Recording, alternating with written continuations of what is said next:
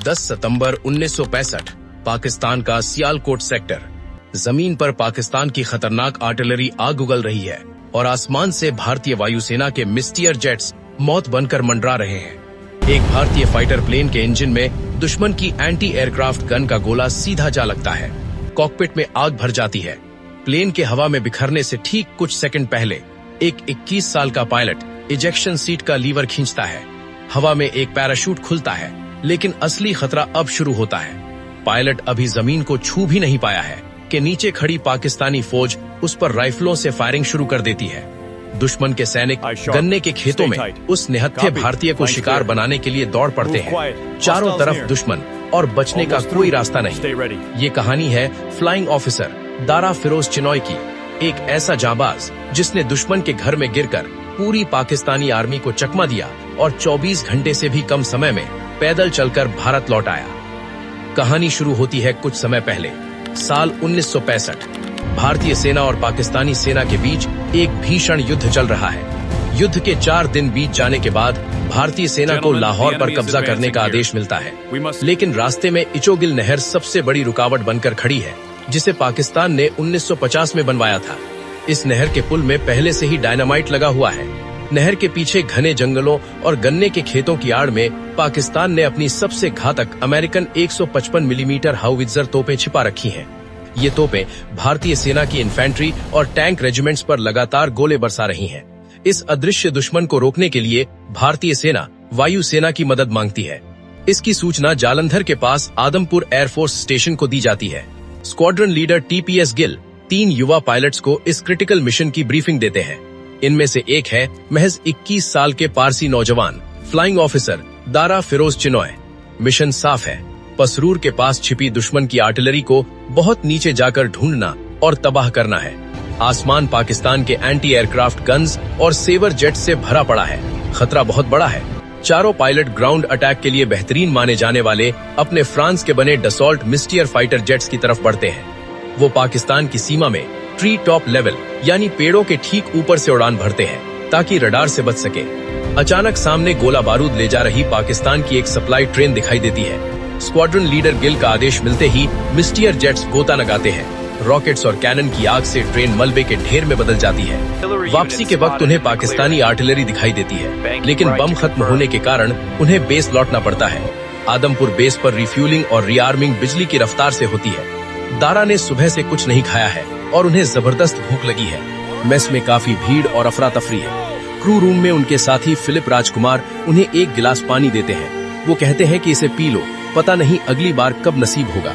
यही एक गिलास पानी अगले 24 घंटों तक उनकी जिंदगी का एकमात्र सहारा बनने वाला है। चारों पायलट दोबारा उड़ान भरते हैं और उसी इलाके में पहुंचते हैं। इस बार दुश्मन इंतजार कर रहा है। नीचे से एंटी एयरक्राफ्ट गन्स का जाल आसमान में फैल जाता है और आतिशबाजी शुरू हो जाती है। दारा का विमान डाइव करता है और उनके रॉकेट्स का निशाना सटीक बैठता है, लेकिन तभी एक 40 मिलीमीटर एंटी एयरक्राफ्ट शेल सीधा विमान से टकराता है।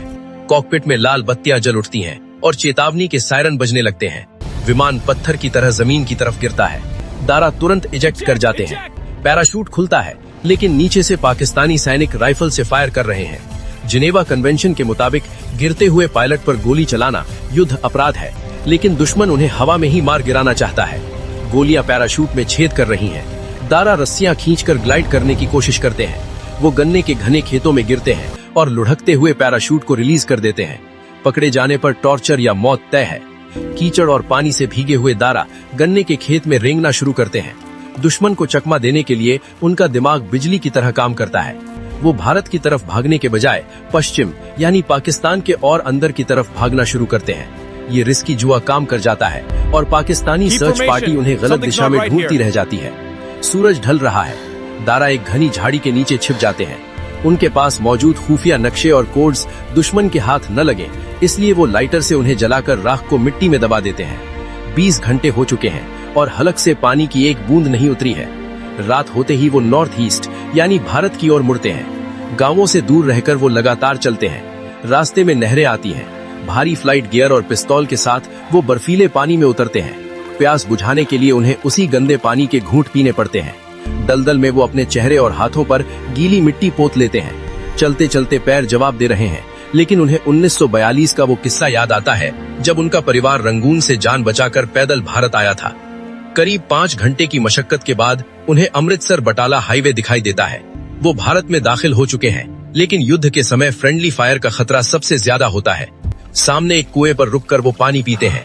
तभी अंधेरे में एक कड़क आवाज आती है कि वहाँ कौन है।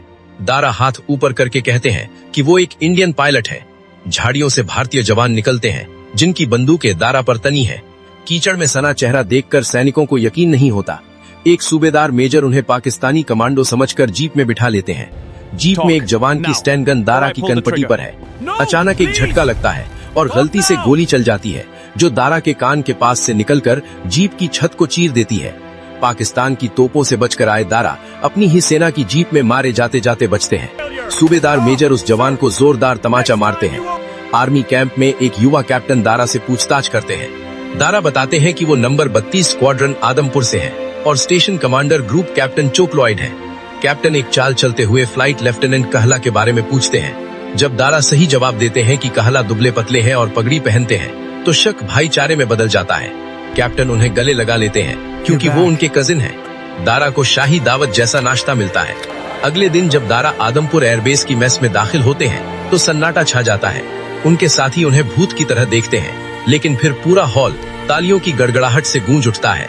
दारा फिरोज चिनॉय मौत के मुंह से वापस आ गए हैं। इस अदम्य साहस के लिए उन्हें डिस्टिंग्विश्ड सर्विस मेडल से नवाजा जाता है। मेडिकल क्लियरेंस मिलते ही वो वापस कॉकपिट में लौट आते हैं और 1965 की जंग खत्म होने से पहले 10 और मिशन पूरे करते हैं। 1971 की युद्ध में सेवाएं देने के बाद 1977 में वो इराक जाकर इराकी वायुसेना के पायलटों को ट्रेनिंग देते हैं। 1987 में एक MiG-21 उड़ाते समय इंजन फेल होने पर वो तीसरी बार इजेक्शन करके मौत को चकमा देते हैं। रिटायरमेंट के बाद उन्होंने देश के दिग्गज उद्योगपतियों के कॉर्पोरेट जेट्स भी उड़ाए। दुश्मन की मौत की बारिश के बीच कूदकर 24 घंटे में पूरा मुल्क पैदल पार करने वाला ये फौजी साबित करता है कि जब इरादे चट्टान हो तो मौत भी अपना रास्ता बदल लेती है।